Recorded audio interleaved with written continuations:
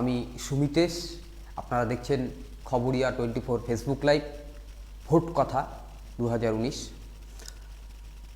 আজকে মোদি সারা দিন, কুচবিহার সকাল থেকে শুরু হয়েছে, সারা দিনই মোদি নিয়ে চর্চা। মোদির বিশাল জনসভা হয়েছে কুচবিহারে এবং সেই জনসভা কেন্দ্রিক কিন্তু বিভিন্ন গুঞ্জন উঠেছে কুচবিহারে। যে হারে লোক হয়েছে এবং লোকের পরে, এত লোকের জমায়েতের পরে বিজেপির মধ্যে আত্মবিশ্বাস বেড়েছে, জেতার ব্যাপারে অনেকটা আশাবাদী তারা। অন্যদিকে তৃণমূল কংগ্রেস, তারা হচ্ছে এই এত লোককে গুরুত্ব দিতে চাইছে না। তারা আবার বলছে যে এই লোক, কুচবিহারের লোক কম, এটা বাইরে থেকে লোক নিয়ে আসা হয়েছে। এরকম মোদির সভাকে ঘিরেই নানান বিষয়গুলো ছিল। আমরা আপনাদের মোদির সভার পরবর্তী বক্তব্যগুলো শোনাবো, কে কী প্রতিক্রিয়া দিয়েছে সেগুলো শোনাবো। এছাড়াও আজকে আরও যে বিষয়গুলো উঠে আসে, যে মোদির সভাকে কেন্দ্র করেই যেটা হয়েছে, একজনের মৃত্যু হয়েছে মোদির সভায় আসতে নিয়ে, সেটাও আমরা আপনাদের জানাবো।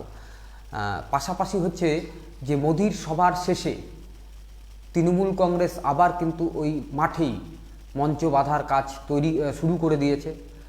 কারণ কালকেই হচ্ছে ওই একই মাঠে মমতা বন্দ্যোপাধ্যায়ের জনসভা। এই তিনটি বিষয় নিয়ে আজকে আমরা ভোট কথা রাখছি। তো মূলত আসছি প্রথমে মোদির যে আজকে সমাবেশ হয়েছে সেটার উপরে। আপনারা এর আগেই আমাদের এডিটোরিয়াল স্পিচে শুনতে পেরেছেন যে সেখানে মোদি যে বক্তব্য তুলে ধরেছে, সেই বক্তব্যের বিষয়গুলো সেখানে আমরা জানিয়েছিলাম আপনাদের। স্বাভাবিকভাবেই ওই প্রসঙ্গে আমরা খুব বেশি আর যাচ্ছি না, একবার জানিয়ে রেখেছি যেহেতু আপনাদের। কিন্তু মূলত কয়েকটা জিনিস না বললেই নয়। মোদি এক হচ্ছে ব্যাপক জমায়েত করেছে, এটা নিয়ে তো বিজেপি কর্মীদের মধ্যে ব্যাপক উচ্ছ্বসিত। মোদি নিজে উচ্ছ্বসিত ছিলেন। মোদি নিজে বারবার, একাধিকবার এই এত জনসমাগমের কথা উল্লেখ করেছেন। পাশাপাশি হচ্ছে তিনি একদিকে যেমন কিছু আশ্বাস দিয়েছেন, একে হচ্ছে ফ্রিতে টেলিফোন পরিষেবা, কম খরচে ইন্টারনেট পরিষেবা, এই ধরনের কিছু প্রসঙ্গ তুলে ধরেছেন।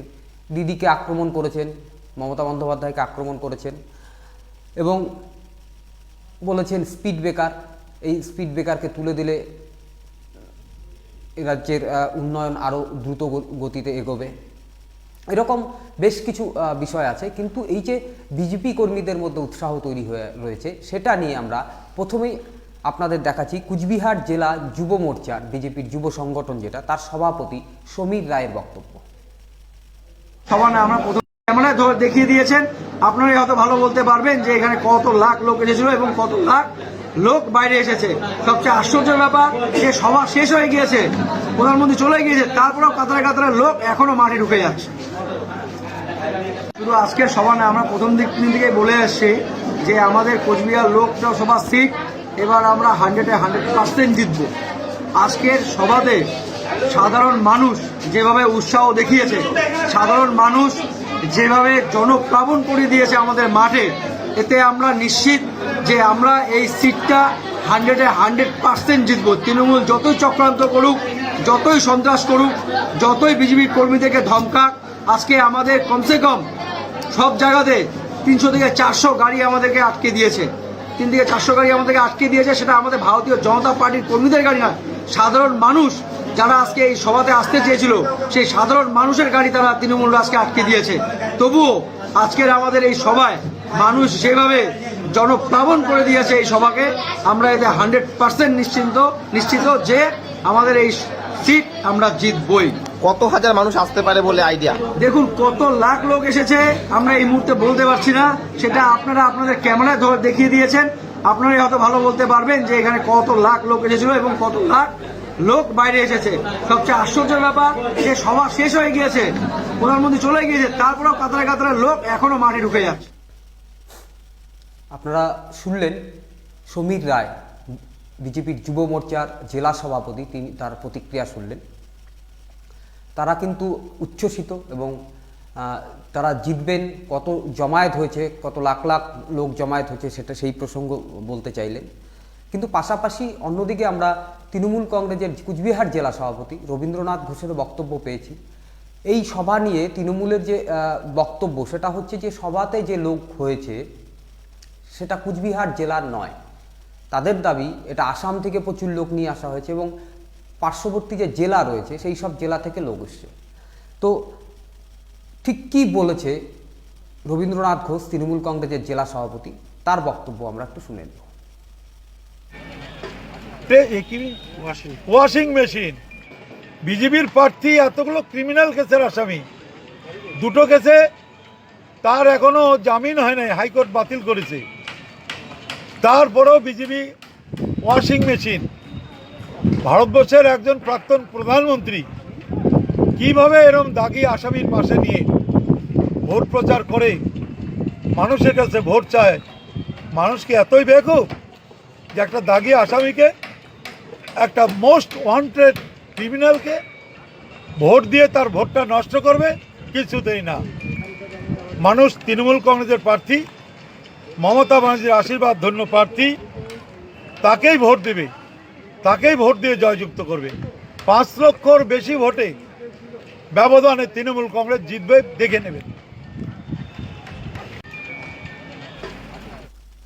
আপনারা শুনলেন মূলত রবীন্দ্রনাথ ঘোষ প্রতিক্রিয়া দিয়েছে, গোটা যে সভা হয়েছে সেই সভার প্রতিক্রিয়া দিয়েছে এবং সেই প্রতিক্রিয়ায় তিনি কি বললেন সেটা আপনারা সরাসরি শুনলেন।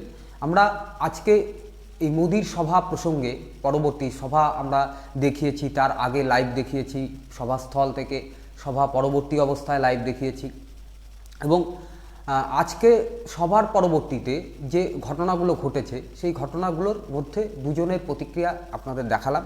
পাশাপাশি হচ্ছে আজকে মোদির সভাকে কেন্দ্র করেই একটা ঘটনা ঘটে যায়, সেটা হচ্ছে যে বিজেপি কর্মী মোদির সভায় যখন বাড়ি থেকে আসছেন তখন সেই সময় কিন্তু মারা যান বিজেপি কর্মী প্রভাত মণ্ডল, তার বাড়ি চান্দামারির এলাকায়।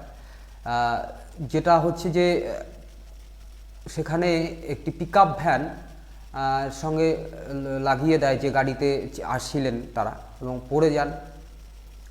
গাড়ি থেকে পড়ে যাওয়ার পর আহত হন, আহত হওয়ার পর তাকে হাসপাতালে নিয়ে আসা হয়, সেখানে মৃত বলে চিকিৎসকরা ঘোষণা করেন। এটা স্বাভাবিকভাবেই উচ্ছ্বাসের পরেও একটা বিজেপি কর্মীদের মধ্যে শোকের ছায়া। কিন্তু বিষয়টা যেটা হচ্ছে সেটা হচ্ছে যে এই বিষয়টা নিয়ে একটা বিতর্ক রয়েছে, সেটা হচ্ছে তৃণমূল কংগ্রেসের বিরুদ্ধে অভিযোগ তুলেছে বিজেপি, আবার তৃণমূল কংগ্রেস যেটা বলেছে যে এটা দুর্ঘটনা হয়েছে। আমরা সেই বক্তব্যগুলোও শুনে নিব। আমরা প্রথমে হচ্ছে প্রভাত মণ্ডলের যে ভাই, তিনি আজকে বিজেপি কার্যালয়ের সামনে দাঁড়িয়ে একটা বক্তব্য দিয়েছেন প্রভাত মণ্ডলের মৃত্যু নিয়ে, সেটা আমরা একটু শুনে নেব। দরজাটা ছিল না, ওখানে পুরা জাম ছিল, আর ওই মুহূর্তে গাড়িটা ছিল পুরা রানে থাকার পরে গাড়ি থেকে পড়ে যায়, পড়ে যাওয়ার পরে মাথারে পুরো আঘাত পায়, আঘাত পাওয়ার পরে পুরা ব্লাড হয়, ঠিক আছে। আমি এই যে একটা ড্রেস চেঞ্জ করছি, পুরা রক্ত টক্ত আমার লাগে, ঠিক আছে। তারপর ওখান থেকে অ্যাম্বুলেন্সে নিয়ে আসি, নিয়ে আসার পরে শুভ নিয়ে যাই, ডাক্তারবাবু দেখে, ডাক্তারবাবু দেখার পরে বলে যে মারা গেছে, ঠিক আছে। কোথায় এমজেনে নিয়ে আসি। কোথায় আসছিল উনি? উনি এই যে মোদির মিটিংয়ে। কখন বেরোন বাড়ির থেকে? 9টার সময়। কোন ঘটনাটা কোথায় ঘটে? চান্দামারি পড়ছিল, চান্দামারি কি বলা যায়। আর আপনাদের বাড়ি? সাতছে দরজা, চান্দামারি পড়ছিল। আপনার নাম? ভগীরথ মণ্ডল। কে হয় আপনার? কাকা হয়। ভিতরটার পরে দরজাটা ছিল না, ওখানে পুরা জাম ছিল, আর ওই মুহূর্তে গাড়িটা ছিল পুরা রানে থাকার পরে গাড়ি থেকে পড়ে যায়, পড়ে যাওয়ার পরে মাথারে পুরো আঘাত পায়, আঘাত পাওয়ার পরে পুরা ব্লাড হয়, ঠিক আছে। আমি এই যে আপনারা শুনলেন প্রভাত মণ্ডলের ভাইয়ের বক্তব্য। শুধু প্রভাত মণ্ডলের মৃত্যু নয়, এছাড়াও বেশ কিছু ঘটনা ঘটেছে। মাথাভাঙাতেও একটা ঘটনা ঘটেছে এবং সেখানে বেশ কয়েকজন আহত হয়েছে। নিশীথ প্রামাণিক বিজেপির প্রার্থী, তিনি আজকে প্রতিক্রিয়া এই ঘটনা সম্পর্কে জানানোর সময় বলেছে, সেটা হচ্ছে যে তৃণমূল কংগ্রেস যখন মোদির সভায় লোক আসছিল বিভিন্ন জায়গায় আটকানোর চেষ্টা করছিল, চক্রান্ত করে দুর্ঘটনা ঘটাচ্ছিল এবং সেটা করতে গিয়ে তাদের প্রচুর লোক আহত হয়েছে, একজন তো মারা গেছে, আহত হয়েছে এবং পুরো বিষয়টির জন্য তৃণমূলকে দায়ী করেছেন। আমরা নিশীথ প্রামাণিকের বক্তব্যটাও শুনে নেব। প্রভাত মণ্ডল আমাদের দীর্ঘদিনের একজন দলের সৈনিক এবং একজন সক্রিয় কর্মকর্তা ছিলেন, দক্ষ সংগঠক হিসেবে পরিচিত। সত্যি আজকে আমরা ভীষণ মর্মাহত যে আজকে ওনার অকাল প্রয়াণ ঘটল। আজকে একটা কথা না বললেই নয়, তৃণমূল যেভাবে সন্ত্রাস চালাচ্ছে, আপনারা জানেন যে চান্দামারি থেকে একটি পিকআপ ভ্যানে করে বেশ কিছু সংখ্যক লোকের সঙ্গে আমাদের প্রভাতবাবু উনি কিন্তু রওনা হয়েছিলেন রাসমেলার মাঠের উদ্দেশ্যে। এখানে এসে উনি উনি আমাদের যে ভারতবর্ষের প্রধানমন্ত্রী নরেন্দ্র মোদীজি এসেছিলেন এই সভায় উনি যোগদান করবার জন্য রওনা হয়েছিলেন। কিন্তু মাঝ রাস্তায় তৃণমূলের গুন্ডা বাহিনী সেই পিকআপ ভ্যানটিকে এমনভাবে তাড়া করে যে ড্রাইভার ভয় পেয়ে সেই গাড়িটিকে জোরে চালাতে শুরু করে এবং এক সময় কিন্তু প্রভাতবাবু একটি বাঁকে এসে রাস্তার বাঁকে যখন জোরে গাড়িটি টার্ন নেয় তখন প্রভাতবাবু গাড়ি থেকে পড়ে যায় এবং সেই সময় যখন গাড়ি থেকে নেমে আমাদের ভারতীয় জনতা পার্টির কর্মীরা সেখানে প্রতিরোধ গড়ে তোলে তখন কিন্তু সেই গুন্ডা বাহিনী পালিয়ে যায়। ততক্ষণে দেখা যায় যে প্রভাতবাবুর শরীর লুটিয়ে পড়েছে এবং হসপিটালে নিয়ে আসার পর আমরা জানতে পারি যে তিনি আর নেই। এটা আমাদের কাছে খুব দুঃখজনক। আজকে তৃণমূল কংগ্রেসের গুন্ডা বাহিনী কীভাবে এলাকায় সন্ত্রাস করছে দেখুন তার প্রমাণ। আজকেও আজকে একজনকে এইভাবে অকালে চলে যেতে হলো। এর থেকে আর বলবার কিছু নেই, বলবার ভাষা আমরা খুঁজে পাচ্ছি না। আজকে সত্যি আমরা ভীষণভাবে মর্মাহত। আপনারা শুনলেন নিশীথ প্রামাণিক ঠিক কী বললেন। অভিযোগ করলেন সরাসরি তৃণমূল কংগ্রেসের দিকে। আবার তৃণমূল কংগ্রেসের খোকন মিয়া কুচবিহার 1 নম্বর ব্লক সভাপতি, তার সঙ্গে কথা হয়েছে, যেহেতু এই ঘটনাটা কুচবিহার 1 নম্বর ব্লকের, তার সঙ্গে আমরা টেলিফোনে কথা বলার চেষ্টা করেছিলাম। তিনি যেটা জানিয়েছেন পুরো বিষয়টাই দুর্ঘটনা যেটা চান্দামারিতে ঘটেছে এবং তার বক্তব্য যেটা হচ্ছে যে তৃণমূল কংগ্রেস এই বিষয়টার মধ্যে নেই। বিজেপি কত নিম্নমানের রাজনীতি করছে যে একটা দুর্ঘটনাকেও নিজেদের কর্মীর মৃত্যুর ঘটনাকেও সেটা হচ্ছে যে বিরোধী রাজনৈতিক দলের উপরে মিথ্যে দায় চাপিয়ে দেওয়া, দোষ চাপিয়ে দেওয়া, এরকম একটা অভিযোগ করেছেন খোকন মিয়া। তো যাই হোক, আমরা সেটা যে ঘটনাই হোক, যে কোনো মৃত্যুই দুঃখজনক এবং আজকে এরকম একটা সভায় আসতে গিয়ে মৃত্যু, সেটা আরও দুঃখজনক ঘটনা। এই দুটো ঘটনার পর আমরা 3 নম্বর ঘটনায় আসব, 3 নম্বর বিষয় নিয়ে আসব। বিষয় হচ্ছে যে আপনারা জানেন সেই দীর্ঘদিন থেকেই যখন থেকে শুরু হলো যে মমতা বন্দ্যোপাধ্যায় 8 তারিখ সভা করবেন, মোদি 7 এপ্রিল সভা করবেন, এই দুটো সভাকে নিয়ে যখন টানাপোড়েন শুরু হয়ে গেল কুচবিহারে, প্রশাসন দুটোকেই অনুমোদন দিয়েছে। অনুমোদন দেওয়ার পরে তৃণমূল কংগ্রেস মাঠের মধ্যে স্ট্রাকচার করছিল, করে যখন মুকুল রায় কৈলাস বিজয়বর্গী কুচবিহারে আসলেন, এসে দেখলেন রাসমেলার মাঠে স্ট্রাকচার, সভা করা নিয়ে সমস্যা, প্রশাসনের সঙ্গে দফায় দফায় বৈঠক। শেষে দীর্ঘ নাটকের পর দুই দলের রশি টানাটানি, প্রশাসনের তৎপরতা সব মিলিয়ে দীর্ঘ রশি টানাটানির পর ঠিক হয় যে মমতার মঞ্চের পাশেই মঞ্চ করে মোদি সভা করবে এবং সেটা হলো। সেটা নিয়ে আজকে কিন্তু মোদিও কটাক্ষ করতেও ছাড়েননি এবং কিন্তু মাঠের মধ্যে যখন সভা চলছিল প্রথমেই তিনি দেখান যেটা, সেটা হচ্ছে যে মঞ্চটা আগামীকাল মমতা বন্দ্যোপাধ্যায়ের জন্য করা হয়েছে। সেটাকে দেখিয়ে বলেন এটা দিদির বিদায়ের, পরাজয়ের স্মারক হিসাবে তুলে ধরেন। তো এরপরে সভা যখন শেষ হয়ে যায়, সভা শেষ হওয়ার পরেই তৃণমূল কংগ্রেস কর্মীরা কিন্তু ময়দানে নামে এবং দ্রুত সেই ময়দান পরিষ্কার করা থেকে শুরু করে নতুন করে পরিকাঠামো তৈরি করা, ওই মঞ্চটাকে তৈরি করা, সেই সব করতে শুরু করে। আমরা ইতিমধ্যেই জেনে ফেলেছি অনেকটাই মঞ্চ তৈরির কাজ প্রায় শেষ করে ফেলছেন। আমরা মাঠে দাঁড়িয়েছিলেন তৃণমূল কংগ্রেসের জেলা সভাপতি রবীন্দ্রনাথ ঘোষ, তার কাছ থেকে কালকের সভা সম্পর্কে একটা বক্তব্য পেয়েছি, সেটাই আপনাদের শোনাবো। ব্যানার্জি পরেশচন্দ্র অধিকারী তৃণমূল কংগ্রেসের প্রার্থী, তার সমর্থনে নির্বাচনী সভা করতে আগামীকাল বেলা 12টায় কুচবিহার রাসমেলার ময়দানে আসবেন। আমাদের প্রার্থীর সমর্থনে বক্তব্য রাখবেন। কতটা জনসমাগম হবে আজকে? তো দেখতে পারবেন কালকে। আমাদের কাছে ভাড়াটিয়া সেনা থাকবে না। আজকের মিটিংয়ে কারা এসছে? এখানে গৌহাটি থেকে আরম্ভ করে সারা আসামের বিজেপি, হ্যাঁ, এদিকে ঝাড়খণ্ড গুয়াহাটি থেকে ফ্রি ট্রেন নিয়ে এসছে, রাত্রেবেলা সেই ট্রেন থেকে লোক নামিয়ে রেখেছে। এদিকে একদম মালদা থেকে আরম্ভ করে এদিকে যত জেলা দেখেননি, সব জেলার বাস এসছে। আলিপুরদুয়ার থেকেও নিয়ে এসছে। আমাদের জেলার মধ্যে 7,000, 6,000, 7,000 বেশি লোক বিজেপির মিটিংয়ে আসেনি। বাকি সব লোক, বেশিটা আসাম, ঝাড়খণ্ড, বিহার আর অন্যান্য জায়গাগুলি থেকে তার লোক এনে মাঠ ভরাইছে। তারা কি ভোট দেবে নাকি? ভোট দেবে কুচবিহারের মানুষ, আর কুচবিহারের মানুষ ভোট দেবে মমতা ব্যানার্জিকে থেকে, উন্নয়ন দেখে। ওই প্রাক্তন প্রধানমন্ত্রী মোদিজি তার কথায় ভোট দেবে না।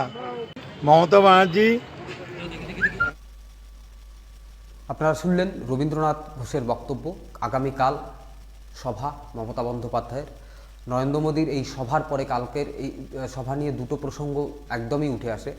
এক হচ্ছে যে বিপুল পরিমাণ লোক হয়েছে আজকে মোদীর সভায়, সেই তার সাথে তুল্যমূল্য হিসাবে ঠিক কতটা জমায়েত করতে পারে তৃণমূল কংগ্রেস আগামীকালের সভায়, সেটা কিন্তু মানুষ অবশ্যই দেখবে। এবং সেটা তৃণমূল কংগ্রেসের যে নেতা তাদের ক্ষেত্রেও কিন্তু আমাদের যা ধারণা, তাদের ক্ষেত্রেও একটা চাপ সৃষ্টি হয়ে থাকবে লোক নিয়ে আসার ক্ষেত্রে। এক, দু নম্বর যে প্রশ্ন উঠবে সেটা হচ্ছে যে আজকে মমতাকে যেভাবে আক্রমণ করেছেন মোদী, সেই আক্রমণের জবাব কালকে এই একই মঞ্চ থেকে, পাশাপাশি দুটো মঞ্চ ছিল, বিজেপির মঞ্চ ভেঙে গিয়েছে, এখন তৃণমূলের মঞ্চ আছে, সেই মঞ্চ থেকে কি বার্তা দেন, কি জবাব দেন, সেটা কিন্তু কুচবিহারের মানুষ জানার চেষ্টা করবে। আর অবশ্যই আজকে শেষ করার আগে একটা গুরুত্বপূর্ণ বিষয় আপনাদের জানিয়ে রাখি, সেটা হচ্ছে আমরা 9টায় ফিরছি এবং ঘটনার পরম্পরা যা বলে, আমাদের সঙ্গে আজকে থাকবেন রবীন্দ্রনাথ ঘোষ, উত্তরবঙ্গ উন্নয়ন মন্ত্রী। রবীন্দ্রনাথ ঘোষ গতকাল আজকে মিলিয়ে ঘটনার যা পরম্পরা, তাতে একটা জমকালো ইন্টারভিউ হতে পারে।